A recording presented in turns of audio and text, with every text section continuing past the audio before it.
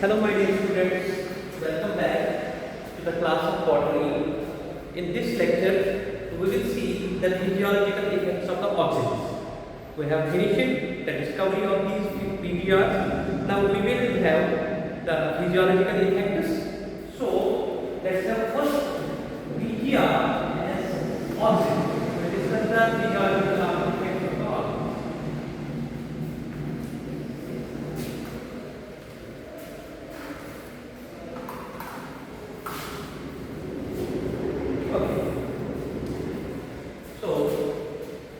Physiological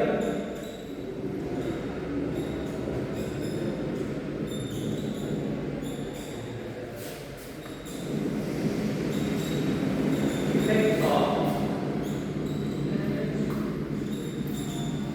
auxin. As we know that this auxin is actually the Greek word. It comes from Greek auxin. Auxin, it means to grow. Is the Greek word that is the auxin, which means to grow. So this was first isolated from human urine. This is the most important point. You can remember this is as PYQ. The previously here question. So you can remember it. These auxins were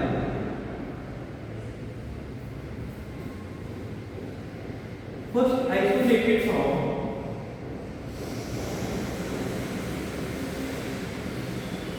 human urine. It is present in human urine, but still now we do not know the role of auxins in the human urine. So actually in China, this was discovered from human urine.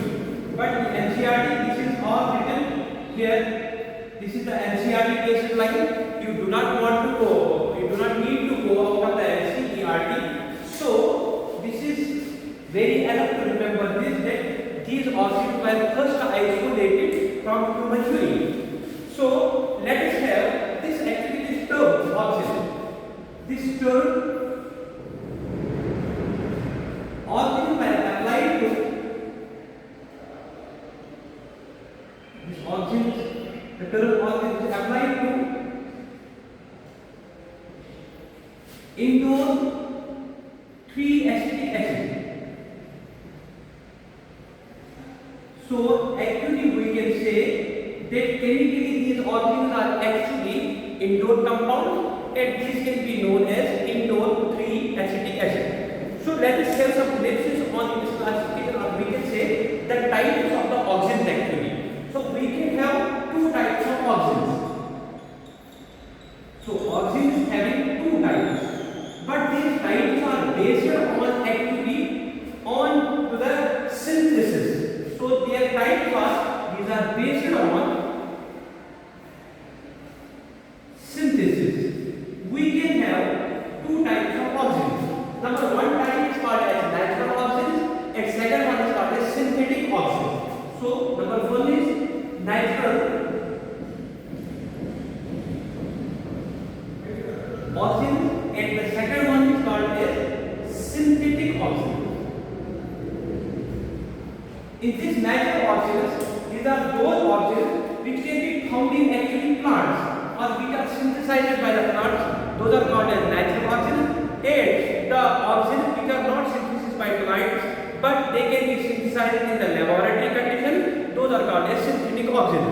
So in natural auxins, we have two types of auxins. One is called as naphthalene acid, indole 3-acetic acid. It is indole 3-acetic acid, and it can be symbolized or abbreviated as IAA. This is indole acetic acid, and the second one is indole butyric acid. Indole butyric acid, and this is abbreviated as IBA. So these can be isolated from plants actually. So these types of natural auxins can be isolated from plants.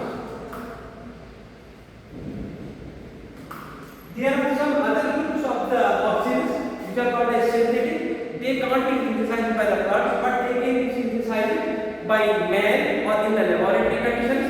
And these include two types of auxins. One is called as naphthalene acetic acid.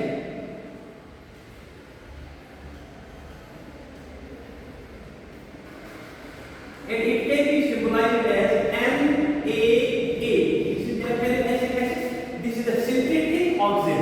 You just remember it as P2 because it has been asked which of the following are synthetic auxins and which of the following are natural auxins. Natural auxins are IAA, indole-acetic acid, and IPA, indole-butyric acid. But the synthetic auxin is naphthalene acetic acid, that is NaA, and another one is called as the 2,4-D. It is 2,4-D. What is its full abbreviation, full form? It stands for 2,4-dichlorophenolic acid. It is 2,4-dichlorophenolic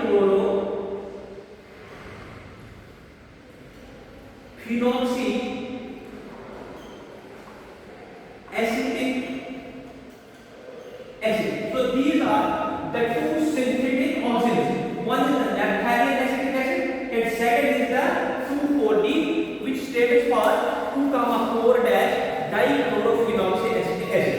In this part you have to remember, the first thing is this. This auxins by first isolated from human urine, it is the P2, and most important part you have to remember. Second thing, this auxin is a Greek word which means to grow. This is an important question. And the third thing, that this term auxin is applied to indole acetic acid. This is again a P2 question. And after that, auxins, their types are based on actually the synthesis. They can be synthesized and they can be naturally found in the plant. Which are naturally found in the plant? Those are two types. One is indole-acetic acid. It is abbreviated as IAA, indole-acetic acid, and IPA, indole-butyric acid. They can be isolated from the plant directly. And one of the group here which can be synthesized, this is the naphthalene acetic acid, and this 2,4-D, what is this called as? Its full form is 2,4-dichlorophenolic acetic acid. So these are the types of the auxins. Now let us go to the physiological role of the auxins, functions of the auxins.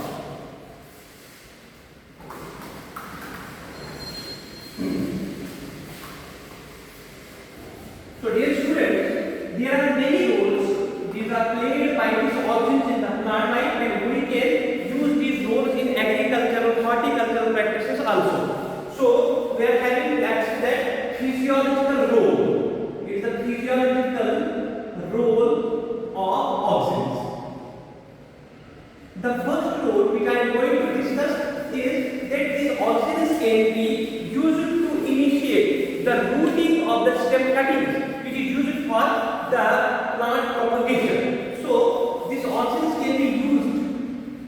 This can be used to initiate the rooting in stem cuttings. Stem cuttings, which is used for plant propagation, not reproduction, plant propagation. So, what does this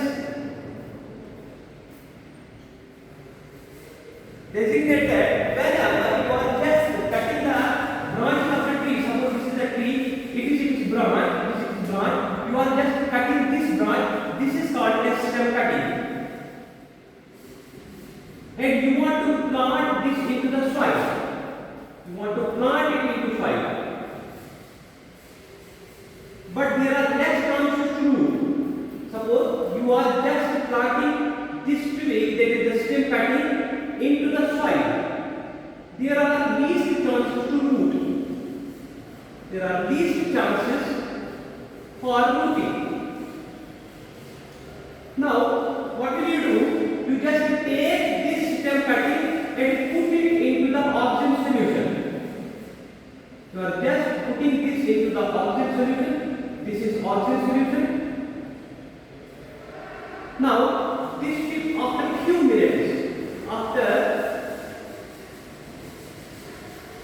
minutes, planted. So after that it will root. So this is actually the first function that the role of oxygen, it can be used to initiate the rooting in the stem cutting. That is used in agricultural, horticultural practices. That it can be used in these plant propagation. We can reproduce many types of plants by this method, and we can use this oxygen for initiation of the rooting.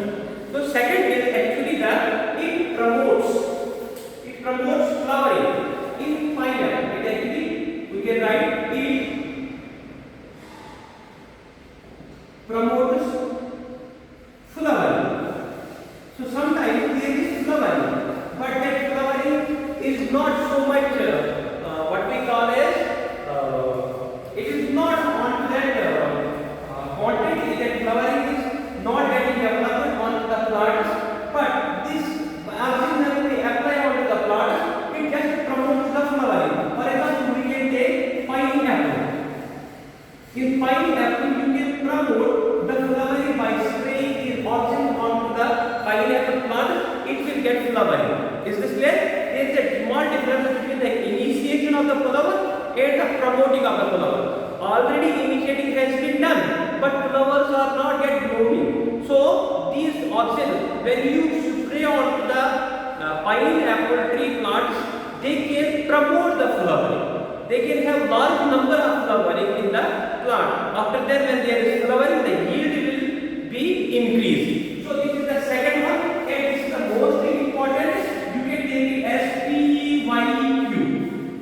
Number third, physiological role of this oxygen is that it prevents fruit and leaf drop in the early stage. So it prevents fruit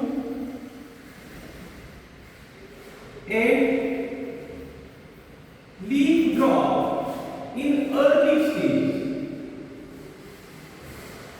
When leaf is young, fruit is young, there is some disease in the plant. These young fruits and leaves, they get dropped. But when you spray these oxygen onto that plant, where this early fruit and leaf drop is there, you just spray these oxygen onto that. It will prevent that early drop of these fruits and these leaves. Now next, it is opposite, but it can promote the leaf and fruit drop at natural state. When we see that it promotes absence of older, but it promotes absence of natural leaf and fruit. Natural leaf and fruit. So these oxygen, they can have their below action in the early stage. They can prevent what? They can prevent the leaf and fruit of the early stage, but they can promote the absence of these fruits and leaves in the mature state. This is the most important thing. Next thing is very most important, that is called as apical dominance. Apical dominance. So they can promote apical dominance. Let me tell you what is apical dominance. Suppose this is the seedling. These are its leaf primordial.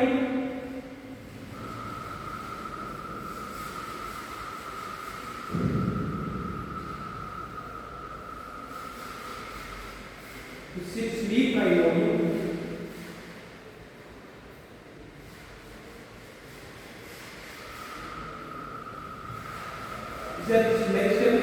This is the apical part actually. Apical part. When there is oxygen, as we know in the discovery of the oxygens, in the discovery we had some discussions about the distances of these oxygens. These oxygens synthesizes with the root tips and shoot tips. So this is the shoot tip. Here auxins are just getting synthesized, and they work here. And by this synthesis, they just promote only the growth of this apical bud, and they just control the growth of what? Actually, they inhibit the growth of lateral bud. So let me show it here. If there is apical dominance, then this plant will grow like this. This is apical bud, and this apical bud will only grow. This is the branch. Here is the bud, lateral bud. Here is lateral bud. Here is lateral bud. Here is lateral bud. Here is lateral bud. But only this apical bud will grow. Apical bud will grow because these auxins promote only the growth of apical bud. These auxins, they just promote the only growth of this apical bud. That is called as apical dominance. This is called as apical dominance actually. But when you just remove this apical bud from this tree, it will look like this. Suppose this is that same tree, you have removed the apical bud. You have removed this apical bud. After that, what will happen? It is lateral buds. The growth will be promoted. So here is the lateral bud, and there will be the growth of the lateral buds. So this is the lateral bud. After decapitation, when you remove this apical bud, it is called as decapitation. It is called as decapitation. And by decapitation, there will be the growth of lateral bud. So here we can say this auxins has a property of apical dominance. As far as the apical bud is here, auxins will promote only the growth of apical bud. When you just remove the apical bud, then the lateral buds will grow. So we can say that apical buds are promoted, the growth of apical buds is promoted by auxins, and the growth of lateral buds are just inhibited by the auxins. So let me write it here. This is apical dominance. In apical dominance, what do you see? Auxins promote apical dominance. These auxins promote apical dominance and inhibit the growth of lateral buds. In order to make the growth of lateral buds, you have to remove the apical bud. You have to remove the apical bud. So, in this, what we see that decapitation of apical bud will allow the lateral bud to grow.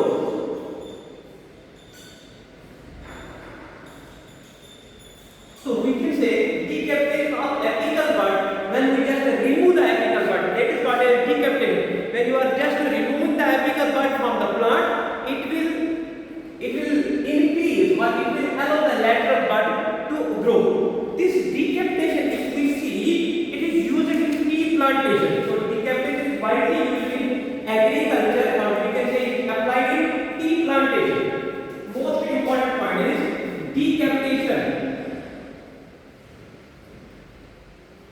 is widely used in tea plantation and hedge making plants. NCERT asked us this question that why decapitation is there in the tea plantation, because when you are removing the apical bud, there are so many lateral buds, they can grow and they will have more more amount of the leaves, by which you can take the leaves and use it commercially. So this is what decapitation is widely used in tea plantation and hedge making trees.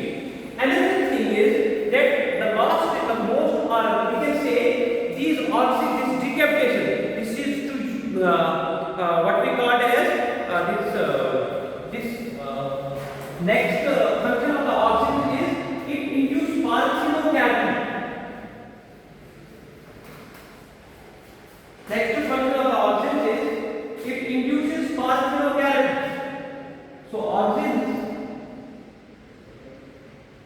induces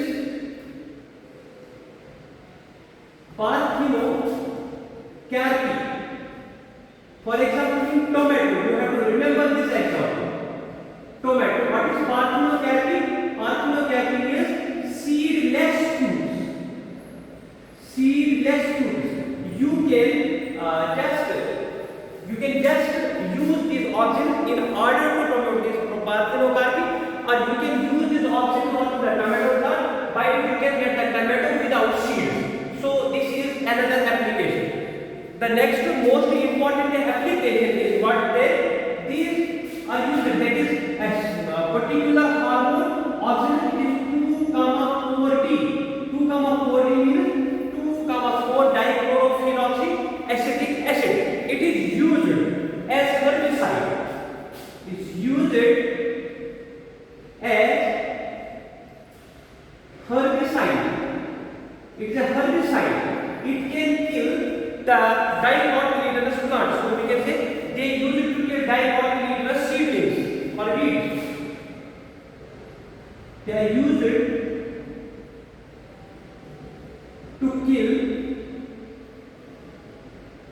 dicotyledonous weeds. And second thing is that it does not affect the natural monocotyledonous plants. It does not affect natural monocotyledonous plants.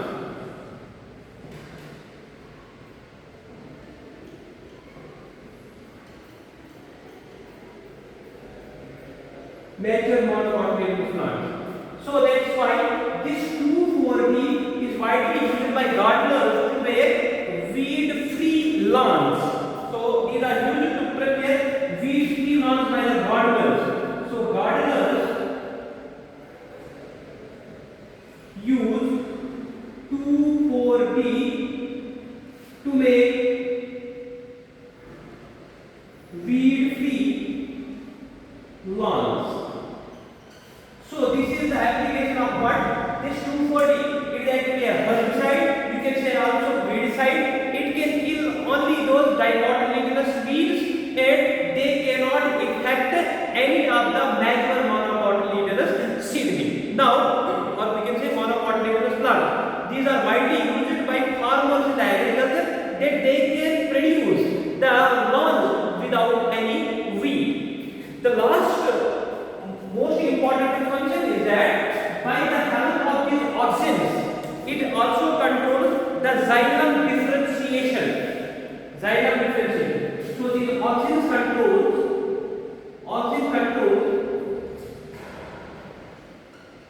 xylem differentiation, and also helps in cell division. It also helps in cell division. So this is the most important PYQ. This is also PYQ. 2,4-D is also PYQ. It is used as herbicide actually. What they kill, they are killing just the dicotyledonous weeds and does not affect the major monocotyledonous plant. And auxins controls xylem differentiation. This is actually the PYQ. It has been asked in the previous exams that it controls the xylem differentiation and also helps in the cell division. So these are the physiological effects of the auxins. So in the first floor,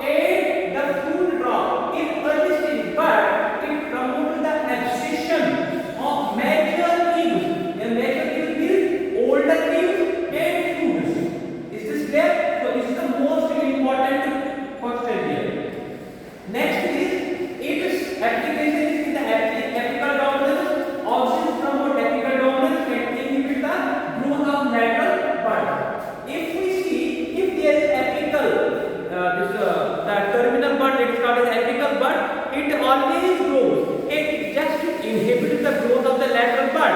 So your plant will get increased in length, but lateral buds will not be able to grow. So for that, we want to grow also the lateral buds. You have to do this decapitation. Decapitation is actually the removal of apical bud. When you remove the apical bud, decapitation of apical bud is a bud will allow the lateral bud to grow or will enable the lateral buds to grow. Decapitation is widely used in the tea plantation. Tea plantation. So tea plantation will need more leaves.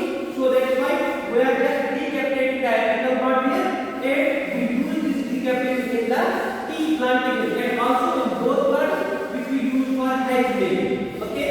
Now next one is mostly important in Physiological here. Auxins also induce parthenocarpy in the process by seedless scaly growth. So this parthenocarpy, for example, it is tomato. So this tomato is very important for the point view of the need PYQ.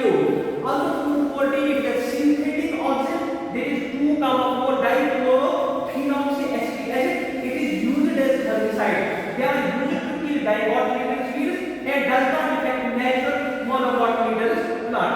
This daughter use this 240 to make weed-free plant. The last most important thing PYQ is that auxins control zygote differentiation and also helps in the cell division. So this is all about the role of the auxins. Inshallah, in next video we will have the physiological effects of the gibberellin. Thank you.